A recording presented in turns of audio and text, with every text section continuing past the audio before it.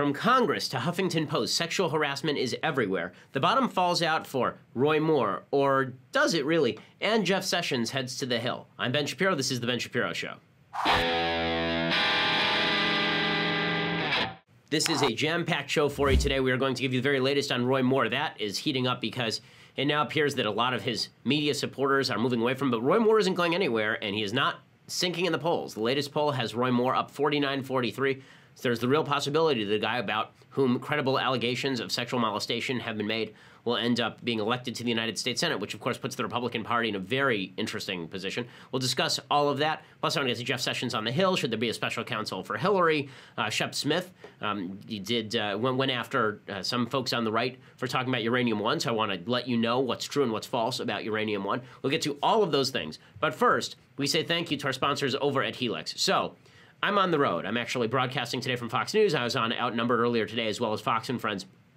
And I did not sleep great. One of the reasons I did not sleep great is because I was not on my Helix sleep mattress. My Helix sleep mattress at home is the only place that I can sleep comfortably. They have ruined sleep for me everywhere else. Helix Sleep offers something that doesn't exist anywhere else, a mattress personalized to your unique preferences and sleeping style that will not set you back thousands of dollars. Go to helixsleep.com/Ben. Take their simple 2 to 3 minute sleep quiz. They'll build a custom mattress that will be the best thing you have ever slept on. For couples, they'll even personalize each side of the mattress. It is less expensive than if you go to a mattress store and buy a comparable mattress. It's great. It arrives in your mail, you unpack the box, and then it inflates right in front of you because it's a foam mattress.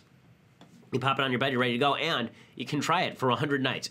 If you don't love it, they will pick it up and refund you in full. Go to helixsleep.com/Ben right now. That's helixsleep.com/Ben right now. You get $50 off toward your custom mattress. That's helixsleep.com/Ben for $50 off your order. Again, helixsleep.com/Ben. Use that /Ben so that they know that we sent you and get $50 off your order. Okay, so we begin today with a general observation.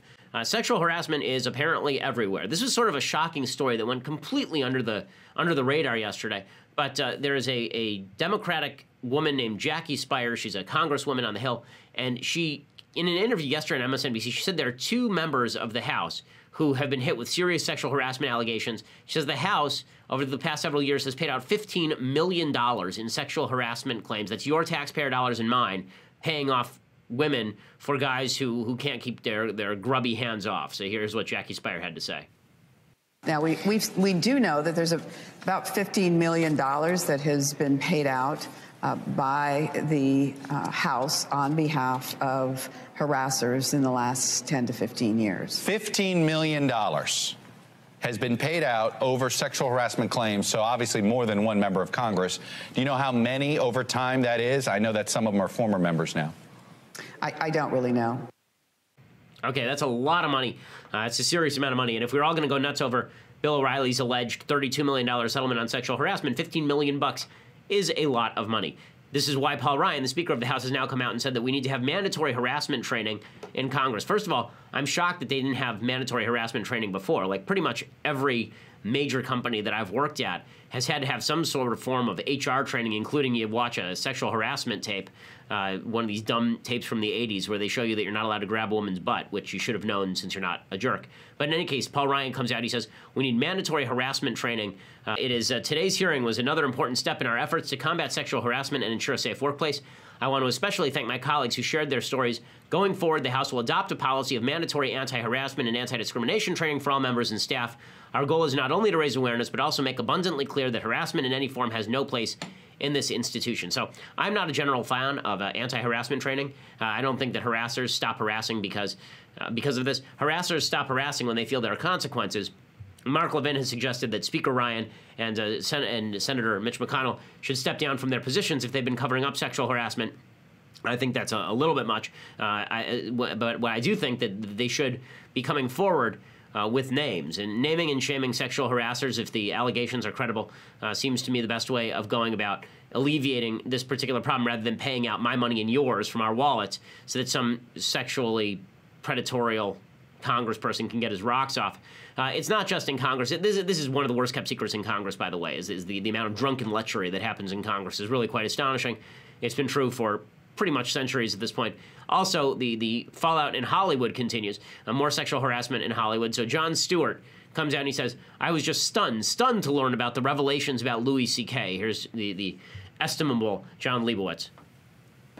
Stunned, I think. You give your friends a benefit of the doubt. I tried to think of it in terms of, I've had friends who have compulsions and who have done things, gambling or drinking or drugs, and we've lost some of them. Some of them have died, and you always find yourself back to a moment of, did I miss something? Could I have done more? Or the thing. And in this situation, I think we all could have. We all could have is a way of saying I couldn't have, you could have. The answer is yes, Jon Stewart, you probably could have, considering that you were asked this specific question in 2016 and shied away from answering it. Meanwhile, there are certain harassers in Hollywood who are continuing to get away with it. George Takei, as you recall, he made a statement on Howard Stern's show in which he openly admitted to grabbing men by their penises, men who were skittish, to encourage them in their proclivities. And here was his original audio. I want to play that, and then I want to show you what he said in his statement, and people are letting him off the hook for this. Did you ever grab anyone against their will? Oh, no. Well, they were different times. Or something? You never sexually harassed anyone. Hey, boner.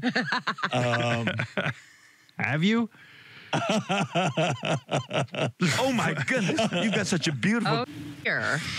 It's some people that are kind of skittish. Right. Or maybe afraid. And you're trying to persuade. But, do we need to call the police?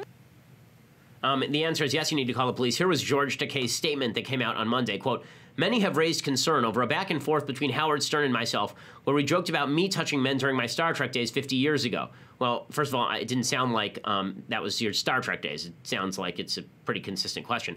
Out of context, I agree that the joke was distasteful, and I'm very sorry he and I made fun out of a serious matter. For decades, I have played the part of a naughty gay grandpa when I visit Howard's show, a caricature I now regret. But I want to be clear, I have never forced myself upon someone during a date. Sometimes my dates were the initiator, sometimes I was. It was always by mutual consent. I see now that it has come across poorly in the awkward sketch. That is not a sketch, okay? You heard the audio yourself, but George Takei will get away with it. He like Kevin Spacey is choosing to live as a gay man, I guess, and so he'll get away with it. Meanwhile, there's a story from the Huffington Post that sexual harassment was tolerated on a routine basis over at Huffington Post. This is from Gizmodo.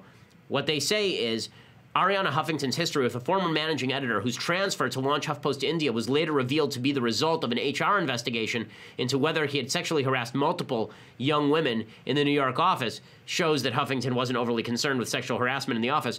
Gizmodo recently revisited those allegations and not only independently confirmed that the investigation was indeed the reason for that managing editor's transfer, but that Huffington knew about his actions before they were reported to HR, according to a former employee. Erin Kranz, the woman who wrote this piece called Melanie, Erin Kranz, she says, by turning a blind eye, she bore ultimate responsibility for any issues that arose under her leadership. According to the report, Huffington cheered the elevation of a guy named Jimmy Soni, who was then managing editor of the website, and it was common knowledge around the newsroom, and Huffington knew about it, that he was sexually harassing the help. Vice, there's a story about Vice today being hit with serious allegations of sexual harassment. So this is to say, sexual harassment apparently is out of control. And the question is, why are we just noticing this now? So there are two theories as to why we are just noticing this now. Theory number one is the David Frum theory. This is the optimistic theory of human nature, which is, everyone's been sexually harassing for decades, and only now do we care because we're better than they were a decade ago, right? We didn't care about Bill Clinton a decade ago. We care about Bill Clinton now. That's because we're better now. And then there's theory number two. Theory number two is that bad men have always sexually harassed women, but people only care about it now, particularly on the left, because they're trying to get Donald Trump and Roy Moore. I think that this is the correct theory. I don't think that the left really cares very much about sexual harassment. I think the left has been covering up their lack of care about sexual harassment for years. They use a changing sexual standard to basically allow them to let people off the hook they want to let off the hook and to put on the hook people they want to put on the hook. So right now they want to put Roy Moore and Donald Trump on the hook, and therefore they're going to pretend to take sexual harassment super seriously. When it's Anthony Weiner or Bill Clinton, then it's a completely different story. The reason that I say this is because there's a piece in Vox.com from an execrable columnist named Matt Iglesias. He wrote about a 2,000-word essay about why Bill Clinton should have resigned from office in 1998. Now, I checked my calendar this morning. It turns out it's not 1998, it's 2017, so he's 19 years late to the party. Iglesias admits that at the time he wanted Clinton to stay. He said he was glad to see Clinton prevail and regarded the whole sordid matter as primarily the fault of congressional Republicans' excessive scandal mongering. But he admits, I think we got it wrong. What we should have talked about was men abusing their social and economic power over younger and less powerful women. So he doesn't talk about Juanita Broderick. He doesn't talk about Kathleen Willey. He talks specifically about Monica Lewinsky. And here's what he says, quote, excuse me. It was far from the most egregious case of workplace sexual misconduct in American history. But it was unusually high profile. The facts were not in dispute. The perpetrator had a lot of nominal feminist ideological commitments, and political leaders who shared those commitments had the power to force him from office. Had he resigned in shame, we all might have made a collective cultural and political decision that a person caught leveraging power over women in inappropriate ways ought to be fired. Instead, we lost nearly 2 decades. Yes, we did. So where are you on Bob Menendez, Matt? Well, it turns out that he doesn't want Bob Menendez to step down, and if he had this choice now, he really wouldn't want Clinton to step down anyway. He says the reason that Clinton should have stepped down is because he abused power relationships. This is my favorite part of his little article. He says, Republicans shouldn't have bothered going after Bill Clinton for perjury. Instead, they should have used the feminist line that Monica Lewinsky was cudgeled into her affair. They should have said that Clinton's seduction of Lewinsky was, quote, morally bankrupt and contributing in a meaningful way to a serious social problem that disadvantages millions of women throughout their lives. That wouldn't have worked, of course. I was there in 1998, and I recall that at the time, the left was suggesting that Monica Lewinsky was a slut who was propositioning Bill, not a victimized innocent pressured by the most powerful man on earth. If the right had suggested that she was an innocent propositioned by the most powerful man on earth and this was sexual harassment, the left would then accuse the right of depriving Monica Lewinsky of her agency and being sexist. This is a beautiful thing about being part of the left. You can always find an excuse to attack the people you want to attack. And the proof is in the pudding. Because Iglesias says the real reason that Clinton should have been dumped in 1998 is because Al Gore was vice president and nothing would have changed. He says, and he says now it's worthwhile dumping Bill over, but it wouldn't have been worthwhile last year. He says now that Hillary is out of electoral politics and has emerged as a bigger draw and more important political force than her husband, there's no excuse for Democrats not to look back on these events with more objectivity. You wonder why so many Republicans are backing Roy Moore. It's because they're using precisely the mirror negative of this. The Polaroid negative of this particular argument. Right? Matt Iglesias is basically saying that Bob Menendez shouldn't step down because the current governor is Chris Christie. If he waits a few months and he steps down, then the governor will be a Democrat, and then everything will be great. He says that Bill Clinton should have stepped down because Al Gore was the vice president. So in other words, he doesn't really care about sexual harassment, or at least he cares about sexual harassment up to the point it means political sacrifice. Then he shies away. And then he wonders why people in Alabama are backing Roy Moore, why there are so many Republicans who are willing to back Roy Moore, even thinking that these allegations are correct or at least credible. So I want to talk a little bit more about this. But first, I want to say thank you to our sponsors over at My Patriot Supply. So if you're trying to get prepared for an emergency and you're looking around your house and figuring, okay, there could be a natural disaster, God forbid a terrorist attack, a crime wave, whatever it is that requires you to stay inside for a period of a couple of days without going to the grocery store, well, that's what My Patriot Supply is for. Okay, there's a reason that FEMA recommends 3 days of emergency supplies, and you may need more than that. And that's why you should get your 102-serving survival food kit for only $99. It includes breakfast, lunches, and dinners. It is shipped to your home for free. Again, if it's 102 servings, that means that if you have 4 members of your family, then you're going to be getting 25 meals per person, basically. It's 102 servings. Order a kit for yourself right now. Call 888-803-1413. Go online to preparewithben.com. The emergency food lasts up to 25 years in storage. My Patriot Supply, the people that you can trust, folks around the office who have tasted their food, they say it tastes like home cooking. And again, you buy it once, stick it in the closet, forget about it, and then one day you need it, you were prepared, the guy next door wasn't. That's why you need to go to 888-803-1413, give them a call, or preparewithben.com. Again, 888-803-1413, or preparewithben.com. Okay, so with this as background, the fact that sexual harassment is now obviously commonplace all over the place, and the fact the media are paying attention for political motivations, we have to ask ourselves a question. Okay, we as conservatives have to ask ourselves a question. Should it matter? Should it matter? Now, we've been asking this question for the last several days. I've suggested that it absolutely should matter whether Roy Moore was molesting 14 or 16-year-olds or whether there are credible allegations that he is doing so. But there are a lot of people who are saying, listen, the left is politically motivated. If this were a leftist, they wouldn't be doing the same thing. The Washington Post might not have even reported this story if it were about Doug Jones as opposed to Roy Moore. So why should we deprive ourselves of a Senate seat in order to show the world what gentlemen we are?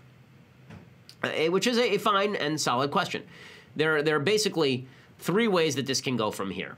Okay, and 2 of those ways don't involve depriving yourself of the Senate seat. Way number 1 is the worst. That is, Moore stays on the ballot and splits votes, and Doug Jones ends up in the Senate. That is politically speaking for the Republicans the worst, because then they have 51 votes in the Senate. It's very difficult for them to pass legislation with 52, let alone 51. It means that Lisa Murkowski and John McCain, or Susan Collins and John McCain, 2 senators, can basically stymie the rest of the Republican agenda for the next couple of years at the very least. That's a possibility, and so people are shying away from that possibility. So that leaves 2 other possibilities. One is a write-in campaign. The problem with the write-in campaign is that Moore says he's not going. Right? He's now Jennifer Holliday in Dreamgirls. Right? He's telling you he's not going. He's just not going to. He's going to cling on there with his fingernails. He will not leave. He's repeating this, and he's looking at the polls and saying, "Why should I leave? I'm raising more money than I ever had." He raised like $250,000 yesterday, which is sort of a sad commentary on the nature of our reactionary politics, that Roy Moore is raising way more money in the aftermath of child sex allegations than he was before that. But people hate the media just that much, and they think it's a political hit just that much. So he stays in. They split the vote. Doug Jones wins. Possibility number 2 is that there is a write-in candidacy for Jeff Sessions. Jeff Sessions would be the best pick. He won 96% of the vote in the last Alabama Senate race. You put Luther Strange in the write-in, it's not going to help.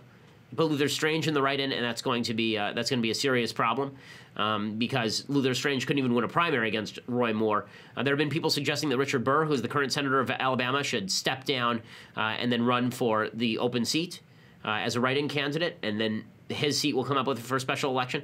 That's a possibility, too. In other words, using some sort of machination to prevent Moore from being elected. That would be the best.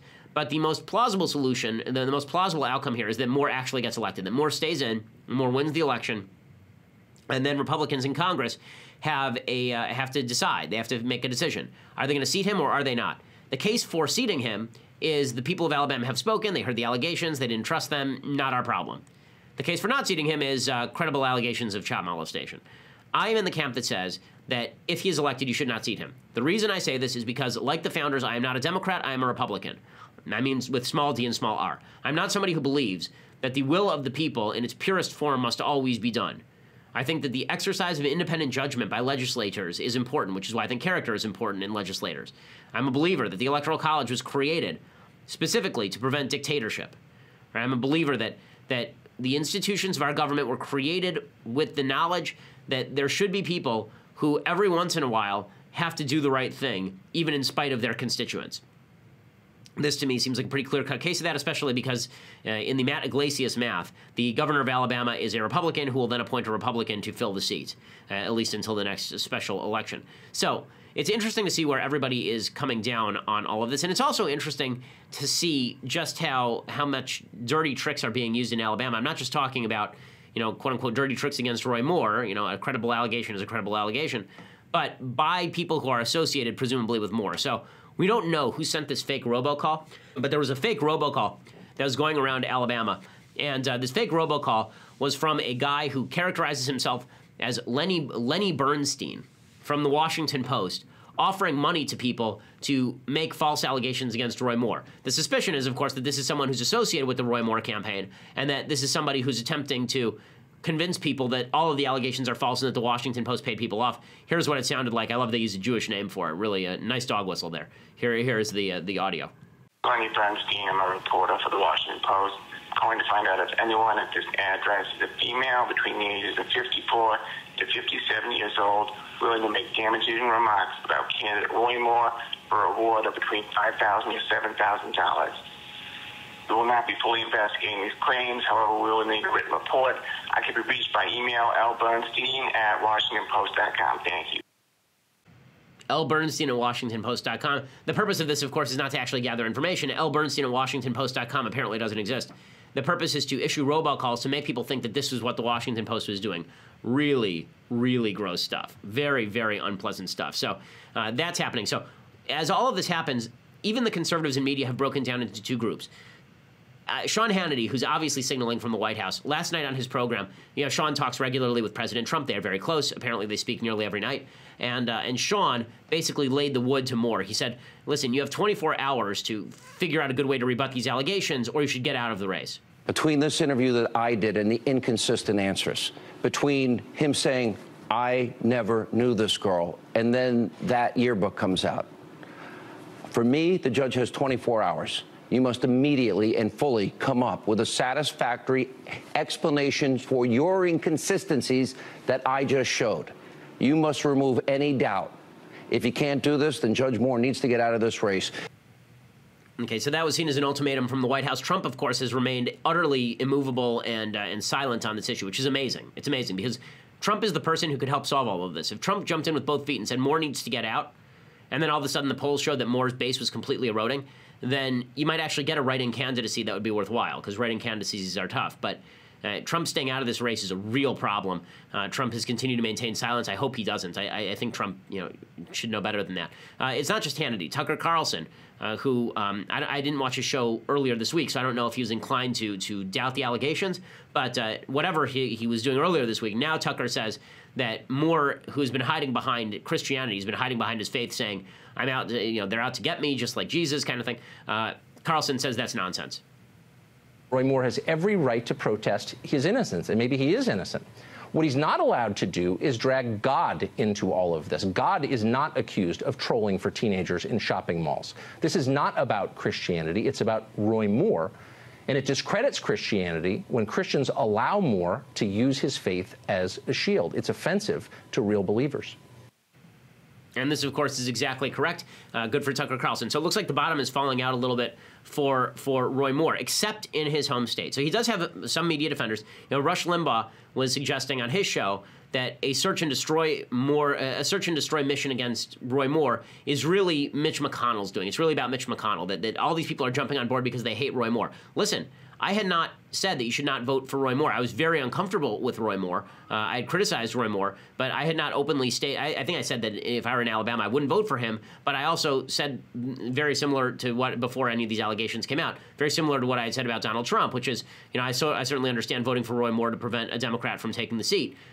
But after these allegations, the idea that this is really about McConnell anymore, that it's all people of bad faith who are seeking to take down Roy Moore, it doesn't really hold. But Rush was trying to push that yesterday.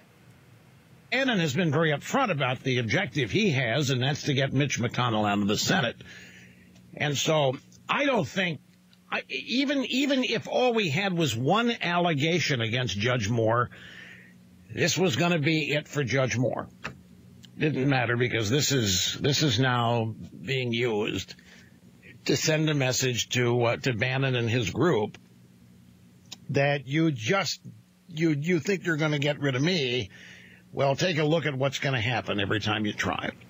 Okay, that's not really true. So Bannon wants to make it about that. Bannon wants to make it about it's me versus McConnell, but it really is not about him versus McConnell at all. At this point, it's just about the truth or falsity of the allegations. Bannon, by the way, continues to stick by Moore.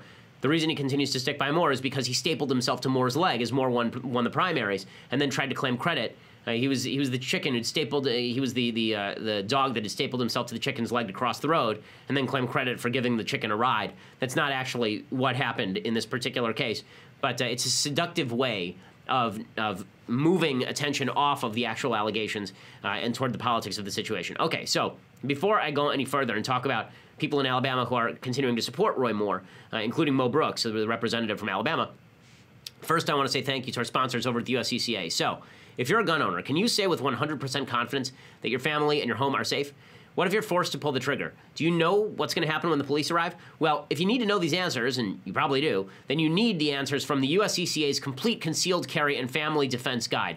You're about to miss your chance to get yours completely free unless you go over to defendmyfamilynow.com right now and register. In that guide, you'll find out how to detect attackers before they see you, the safest, most dangerous places to sit in a restaurant, how to responsibly own and store a gun, particularly if you have small children. They're only offering this to my listeners for a few days. If you want your free copy, you need to go right now and sign up at defendmyfamilynow.com. They'll even give you a bonus home defense checklist that you can take a look at. defendmyfamilynow.com right now. Get that free book before it's gone. It's a free audio book as well, so you finish the show, you still have a ride home, and now you need to, and now you have something to listen to. So again, it's defendmyfamilynow.com from our good friends over at the U.S. Concealed Carry Association. Okay, so it's not just Rush who's basically trying to cast this in political terms.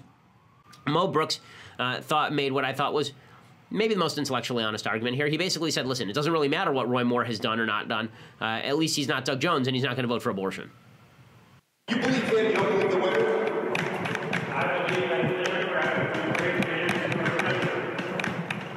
He says, I believe the Democrats will do great damage to our country. He says, I believe the Democrats will do damage to our country on a myriad of issues.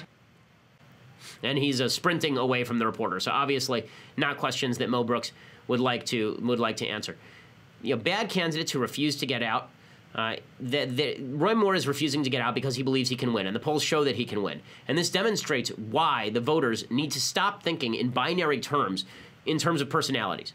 Binary terms in moral terms are good. Binary terms in terms of personality are not good. So it's not a binary choice between Steve Bannon and Mitch McConnell. It's not a binary choice between Roy Moore and Doug Jones, especially not now. If you withdrew support from Roy Moore, you could easily get a write-in candidate, and you could fix this problem in a much more smooth way. But people don't want to make the binary moral choice, so instead they've swiveled to binary personality choices. You know, do I like Doug Jones or do I like Roy Moore? Do I like Steve Bannon or do I like Mitch McConnell? There's only one binary choice here.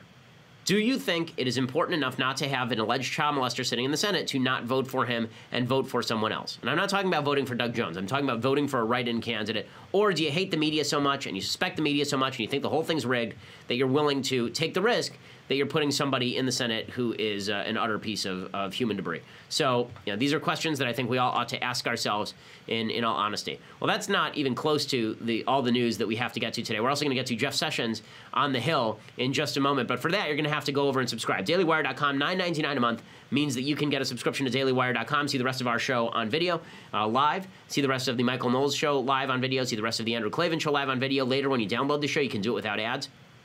And also, when you get the annual subscription, you can get the very greatest in all beverage vessels. It was so precious to me that I couldn't even bring it on the plane with me. I couldn't even bring it on the plane because I didn't want to risk losing it. It's that precious to me. But the Leftist Tears Hot or Cold Tumbler is very popular all across the country. You can get that for your $99 subscription, plus you get all of the other benefits as well. If you just want to listen later, go over to YouTube. Please subscribe to our channel. We have all sorts of great videos that come out over there. You can also go over to iTunes or SoundCloud and download the show there by subscribing and leaving us a review. We always appreciate it. We are the largest, fastest growing conservative podcast in the nation.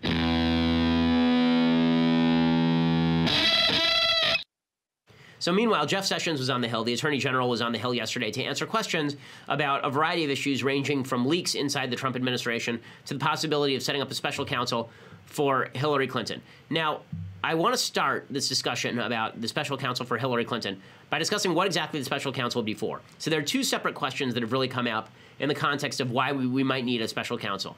And it really is more why we need an investigation, not necessarily a special counsel. So those are two separate questions, too. So number one question, do we need a special counsel? Number two question, for what? So we'll answer the second question first. What is the for what?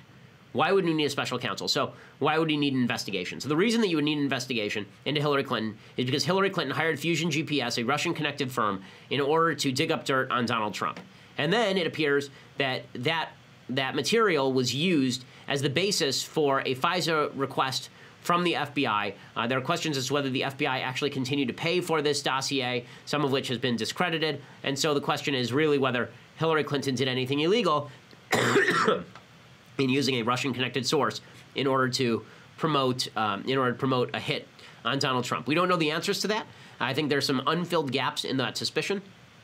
I think that we'd have to figure out that Hillary, number one, knew that she was getting information directly from the Russian government, or that she paid the Russian government for that information. There was some exchange that actually took place or didn't take place, some sort of favor that was being done. We'd have to find out what the story is there. That is story number one. Story number two is the Uranium One scandal. So the left has been going crazy. Why are we even talking about Uranium One? So one of the people who spent some time, quote-unquote, debunking the Uranium One scandal yesterday was Shep Smith. Shep Smith, of course, is a left-leaning host on Fox News, and he spent a significant amount of time on his show yesterday debunking what he thought was the foolishness of looking at the Uranium One scandal to begin with. Here was his description. Uranium One is the name of a South Africa-based mining company. Back in 2007, it merged with Eurasia Energy, based in Canada. And in 2010, the mining arm of the Russian nuclear agency, Rosatom, bought controlling interest in the company.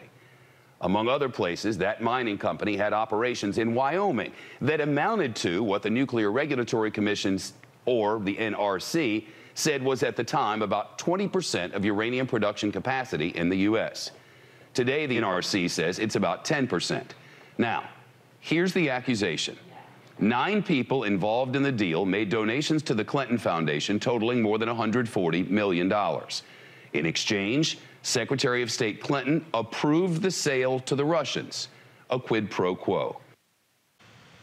Okay, and then Shepard Smith would go on to debunk this, right? Shepard Smith would say, well, she didn't approve the sale to the Russians. It was approved by a bunch of agencies, and it wasn't $140 million. And one of the people who was accused of giving all this money to Hillary Clinton had left Rosatom by the time this happened. All of this is true, but it's not the whole story. So I'm going to tell you the whole story of what exactly happened with Uranium One. This is not according to me. This is according to leftist sources like PolitiFact and the New York Times. So here is what we know.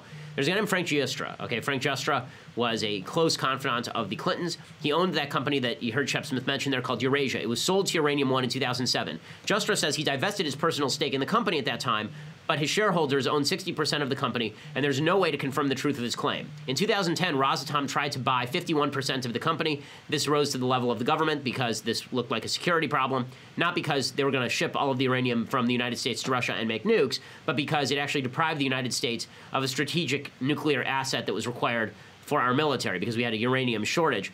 In 2013, Russia bought the entirety of Uranium One with the approval of the Committee on Foreign Investment in the United States, CFI-US, as well as the U.S. Nuclear Regulatory Commissions and Utah agencies. The State Department had to sign off because the State Department was part of the CFI-US. Hillary claims she had nothing to do with greenlighting this. She didn't stop it from going through. So again, the accusation that Giustra had divested himself at this point, so all of his donations to the Clinton Foundation had nothing to do with Uranium One, and in reality, it was just about $4 million that was donated to the Clinton Foundation from people associated with Uranium One. This is a little simplistic. So here's the full story. This is courtesy of the New York Times in a 2015 piece. They report that Uranium One, its acquisition actually sort of began in 2005 when Giustra still owned the company, quote, with Mr. Clinton at his side. According to the Times, the two men had flown aboard Mr. Giustra's private jet to Almaty, Kazakhstan, where they dined with the authoritarian president Nursultan Nazarbayev. Mr. Clinton handed the Kazakh president a propaganda coup when he expressed support for Nazarbayev's bid to head an international elections monitoring group, undercutting American foreign policy and criticism of Kazakhstan's poor human rights record by, among others, his wife, who was then a senator. Within days of the visit, Giustra's fledgling company, Eurasia Energy, signed a preliminary deal giving it stakes in 3 uranium mines controlled by the state-run uranium agency Kazatomprom. Okay, so now Eurasia, which is Giustra's company, owns a bunch of assets in Kazakhstan. This, by the way, is one of the reasons the Russians wanted to buy the company, this U.S.-based company. They wanted to buy the company because they didn't just want the holdings in the United States. They really more wanted the holdings in Kazakhstan. Eurasia, this company in 2007, merged with Uranium One. At that point, that was when Giustra says that he divested himself, but the new company was controlled by Eurasia investors, including a guy named Ian Telfer, a Canadian who became chairman. Giustra made about $45 million off the deal, and he sold his stake, but he had given a bunch of money to the Clintons. So that in itself is an element of corruption, although Hillary is not yet Secretary of State. Uranium One, this is all according to the New York Times, right? Not according to me. Uranium One began to snap up companies with assets in the United States. In April 2007, it bought uranium mills in Utah, it bought in Wyoming, it bought in Texas. And then the Times published an article showing the 2005 trips linked to the Kazakhstan mining deal between the Clintons and Uranium One and Giustra. Giustra had donated $31.3 million to Clinton's foundation. Okay, and the Clintons were still involved after Giustra dropped out. So the idea here from Shep Smith and some people on the left is once Giustra was gone, what are you whining about? Here is the answer. Mr. Telfer, right, who's the new head of Uranium One, gave undisclosed donations of somewhere between $1.3 million and $5.6 million in contributions. They were reported from a constellation of people with ties to Uranium One or Eurasia. Without those assets, the Russians would have had no interest in the deal, the Kazakh assets. They would have had no interest in the deals. And it wasn't just that. It wasn't just that. Apparently, early on in the Obama administration, it looked like Uranium One was not going to be able to get what they needed from Kazakhstan. And so they went to the Clintons and said, can you help? And whether Hillary had anything to do with it or not, the State Department intervened. Okay, amid this influx of Uranium One-connected money, Bill Clinton was invited to speak in Moscow in June 2010, the same month Rosatom struck its deal for a majority stake in Uranium One. It was his single highest fee. It was a $500,000 fee for Bill Clinton, paid by Renaissance Capital, a Russian investment bank with ties to the Kremlin. Okay, so it is not at all clear that Hillary had nothing to do with this. It is not at all clear that Uranium One was completely clean. I think that the most stretched allegation is the idea that Uranium One was greenlit by Hillary Clinton personally, but the idea that they intervened in 2009, 2010, the State Department intervened a little bit to help with Kazakh issues for Uranium One, that's not out of bounds. It's weird that the entire Obama administration would sign off on all of this knowing that Uranium One donations were going to the Clinton Foundation. All of this is worthy of investigation. So that's answer number one. Yes, this is worthy of investigation. No, it's not quite as clear-cut as Shep Smith wanted to make it. Okay, question number two. Does this deserve a special counsel? So this is a different question. Special counsel suggests that the people who are in charge of investigating, namely Jeff Sessions, he's not capable of doing a full investigation. Remember, those are people that we hire, right? Jeff Sessions is a guy we already pay to do these investigations. The reason we have a special counsel now is because of Donald Trump. Okay, Jeff Sessions originally recused himself because he testified wrongly that he had never met with anybody from Russia. This, of course, was not true, and so he recused himself in the Russia investigation. But the next guy in the totem pole was not the special counsel, it was Rod Rosenstein. The reason Rod Rosenstein recused himself and appointed a special counsel is because Trump tried to use Rod Rosenstein as a rationale for firing James Comey. That forced Rosenstein to appoint a special counsel. So now you're saying that on the Hillary stuff, Sessions isn't capable of investigating. I don't really see why. And you say on the Hillary stuff that Rosenstein isn't capable of investigating. I don't really see why. So I'm not sure why a special counsel is necessary as opposed to a normal DOJ investigation. So Sessions has just been batted about by both sides in Congress. The Democrats are bashing Sessions about by suggesting he's dishonest, then he lied about his Russian ties. I find that very hard to believe. And then the people on the right are bashing him about for not appointing a special counsel, as Donald Trump obviously wants to, quote-unquote, lock her up. My sympathies are largely with Jeff Sessions here. So we'll start with Jeff Sessions talking to Ted Lieu, the egregiously bad California congressperson. He's currently running against a guy that I have endorsed in his race. And Ted Lieu went after Sessions and said that he was basically a liar about Russia. Here was Sessions' response yesterday on the Hill.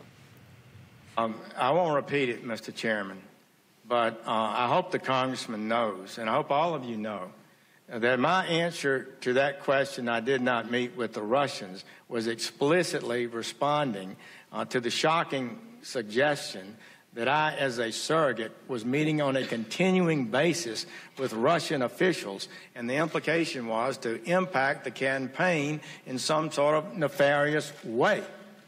And all I did was meet in my office with the ambassador, which we didn't discuss anything like that. So I just want to say I appreciate the congressman's right. I guess he can say it's free speech. He can't be sued here. And so that's just my response. So basically there's Sessions saying, you know, if I could sue you, I would, but there is a parliamentary immunity, so you can say whatever you want on the floor of Congress. Sessions then was asked by Trey Gowdy and Jim Jordan from Ohio, why he was not setting up a Hillary special counsel. Again, I don't think Sessions is doing the wrong thing here. I think that just because Eric Holder politicized the Department of Justice and used it as a political weapon on behalf of Barack Obama, just because he called himself Obama's wingman and then went out and acted like it, doesn't mean that the DOJ can afford to have every attorney general be used as a baton by the administration. And I think Sessions is saying something true here. Here he was asked why he's not setting up a special counsel for Hillary, and here was his answer.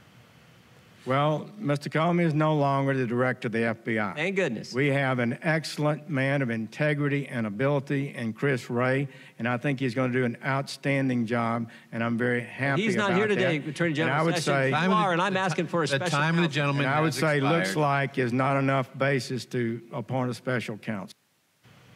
Okay, and that is the proper legal standard. Jeff Sessions is just doing his job. He takes an enormous amount of crap for it. But Sessions, on this particular issue, while the Democrats are ripping him for being unfair, Sessions is the one who basically appointed the special counsel, to investigate the 2016 election, and it was Sessions who right now is saying, listen, I need a legal standard in order for me to meet that legal standard. By the way, it's not like Sessions isn't doing his job. I mean, Sessions said yesterday that they are in full investigation mode against 27 separate leaks outside of the Trump administration. Here's what he had to say on that. We had about 9 open investigations of classified leaks in the last 3 years. We have 27 investigations open today. We intend to get to the bottom of these leaks. I think it has reached epidemic proportions. It cannot be allowed to continue, and we will do our best effort to ensure that it does not continue. You know, this is one of the things that people don't get about the Trump administration. You saw a bunch of Democrats who are going around saying Trump should be impeached. Bob Corker today. We should remove the ability for Trump to launch nuclear weapons. Outside of what Trump says, and the fact that no major legislation has been passed, when Trump leaves his department heads alone, what they do is not only within the normal bounds of political conduct, it is typically quite good. Jeff Sessions has been fine as the Attorney General, and all the crap he's had to take in order to do that is, I think, a foolish mistake on the part of people on the right and the left. Okay, time for some things I like and then some things that I hate. So things that I like this week, I had been encouraged by Andrew Klavan and by Michael Knowles, the execrable Michael Knowles. Sorry, did I say execrable? I meant incredible. To read this book, Poetic Diction by Owen Barfield. It is a supremely pretentious book, but it does have a lot of interesting things to say about what it is that makes poetry reach us and how human language has changed over time, and really how human understanding of the world has changed over time and has simultaneously enriched the variety of language while undercutting the innate richness of each word. So the sort of idea, the sort of thesis behind poetic diction is that a long time ago, when you look at words like ruach in the Bible, ruach means both wind and spirit. And so we have two words for that, right? We have wind and spirit. When you read old ancient books and you read the word ruach, it has a different sense, right? A sense of richness to it that neither wind nor spirit really does justice to, because it includes both. The reason for that, says Barfield, is because people perceived more meaning to be associated with the physical world than they necessarily perceive to be associated with the physical world today. And so we've been more specific with our language, but that specificity means that when we read the word wind now, it doesn't have the same impact as when we read older poetry. When you read Homer, it feels replete with a certain meaning that modern poetry just can't match, and that's because the language itself of the time was richer in content, if not in variety. So that's sort of the basic idea. It's an interesting book. I think that it has some really good insights about how language is used and how the use of it evolves over time. Okay, time for some things that I hate. All right, so thing that I hate, number one. So Joe Biden obviously wants to run for president again. I will be curious to see if there's any widespread media investigation of allegations that have been made by former Secret Service agents that he mistreated female Secret Service agents. Those have been alleged in a couple of places that I've seen. All of these allegations, I believe, should be hunted down and researched to the fullest extent. But Biden obviously wants to run for president again. He's making the rounds. He thinks he would have won last time. There's a poll out today that shows that Biden would beat Donald Trump if the election were held today, 46-34, something along those lines. In a sort of normal Democrat versus Trump election, it would be something like 48-34. In any case, Biden is making the rounds. And he was asked specifically about the shooting in Texas, that recent church shooting in Texas. And he was asked, why would you want to remove the gun from the hands of the guy who stopped the church shooter, right? The Stephen Williford, the NRA former gun instructor hero who shot the bad guy. And here was Biden's response, which is truly insane. Well, first of all, the kind of gun being carried, he shouldn't be carrying. Assault weapons are. I wrote the last serious gun control law that was written. It was law for 10 years, and it outlawed assault weapons and it outlawed weapons with magazines that had a whole lot of bullets, and so you can kill a whole lot of people a lot more quickly. Number one. Number two, it's just rational to say certain people shouldn't have guns. Now, the fact that some people with guns are legally able to acquire a gun and they turn out to be crazy after the fact, that's life. There's nothing you can do about that. But we can save a lot of lives, and we've stopped tens of thousands of people from getting guns who shouldn't have guns. Well, including presumably the guy who shot the bad guy. So Joe Biden knows less about guns than virtually anyone else. I mean, this is a guy who said that you should shoot through the front door of your house with a shotgun, or you should go out on your balcony and you should blow a couple rounds. And it's just, he's ridiculous. But you wonder why people think that the Democrats are gun grabbers. It's because of this. The question that preceded this answer was specifically about whether the shooter of the bad guy should have had a gun, and that was Biden's specific answer. Pretty amazing. Okay, other things that I hate. So Shannon Sharp, who has become a frequent contributor to things I hate, so I appreciate his presence, over on Fox Sports 1, he says he's praising Colin Kaepernick. So Colin Kaepernick was named the GQ Person of the Year, or Citizen of the Year, which makes perfect sense since he didn't vote, he doesn't speak publicly, he doesn't have much to say, and he wore socks that had cops depicted as pigs. Obviously, that is the Citizen of the Year. But Shannon Sharp says that Kaepernick will go down in history as a mythical civil rights figure.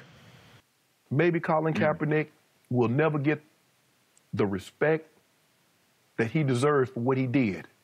But I believe when it's all said and done, and history is written 30, 40 years from now, Colin Kaepernick will be looked upon as some of these mythical figures of the Dr. Kings, the Muhammad Alis, and the Rosa Parks. Okay, first of all, to compare Colin Kaepernick to Martin Luther King is utterly, abjectly insane. Okay, Martin Luther King not only provided a message that inspired millions of people, it was a uniting message. To compare him to Rosa Parks is also insane. Rosa Parks helped organize with the NAACP the legal pretext for ending legalized segregation in the United States. Nothing like that is occurring. To compare him to Muhammad Ali, however, is a little bit different. Comparing him to Muhammad Ali actually is not too far off, because if you go back and you look at what Muhammad Ali was saying during the 60s and the early 70s, a lot of it was quite extreme, a lot of it was quite anti-American, and there's been a rewriting of Muhammad Ali's history. So is it possible that 30 years from now the left will have rewritten Colin Kaepernick into some sort of gentleman hero? It's certainly a possibility, but that would just demonstrate that history can be rewritten in a myriad of false ways. Okay, so I was going to do some Bible talk this week, but I actually did some Bible talk some extra Bible talk in last week's mailbag. So if you want Bible talk, go back and listen to that. But we have to break so that I can get on a plane and come back home and do my show from the studio tomorrow. Thanks again to the folks over at Fox News for allowing me to use the studio. I really appreciate it. And we will see you tomorrow. I'm Ben Shapiro. This is The Ben Shapiro Show.